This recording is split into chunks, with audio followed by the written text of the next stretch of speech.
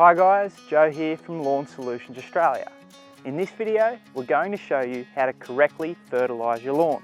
Now, fertilising is one of the most common aspects of home lawn care, but it is often overlooked how important doing it correctly actually is.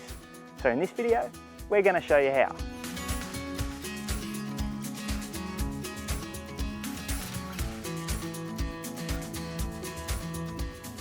First things first, you want to fertilise at the right time of year.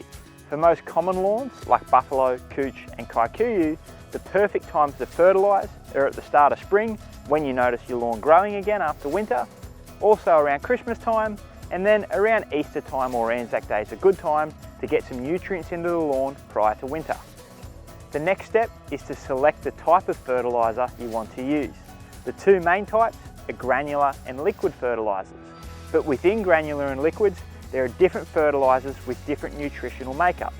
If you're unsure of what fertiliser is best for your lawn, you can check out the Lawn Solutions Australia website or give your local Lawn Solutions Australia member a call. Once we've done our research and we've found the type of fertiliser that we want to use, it's important that you measure the area you're going to fertilise. Different fertilisers come in different package sizings, so it's important you get enough to do your area. Now it's time to actually spread or spray the fertiliser onto your lawn. Before you do start, we always recommend to read all label rates and instructions, and if you have any questions, to contact the fertiliser manufacturer. So the fertiliser that I've chosen to spread today has an application rate of 2.5 kilos per 100 square metres. So what I've done is I've measured 1.25 kilograms and poured it into this spreader. So by the application rate, it should cover 50 square metres. Now, there are many schools of thought as to how to actually apply a granular fertiliser. The most important thing to keep in mind is that you evenly cover the entire area as best you can. I like to walk up and back and then across in the opposite direction. That way, I find you get the best coverage.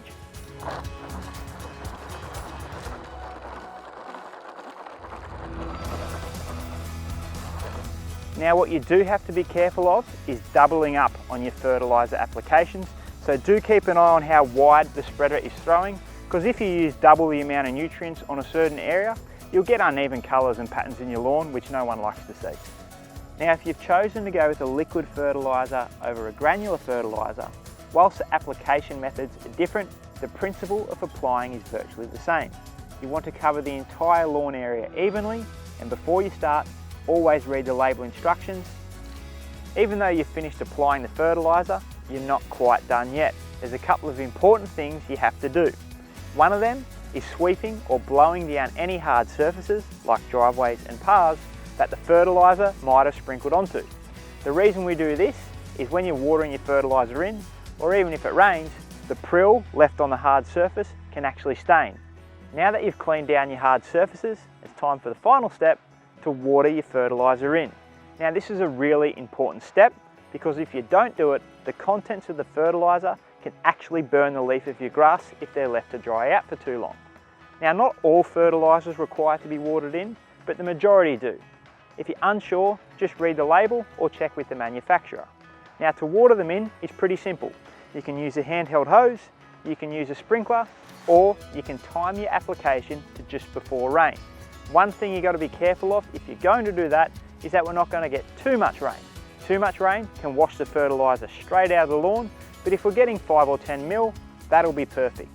With your sprinkler or your hose application, again check the label, but most fertilisers, 5 or 10 minutes with the sprinkler will wash the prill down into the thatch layer where it needs to be.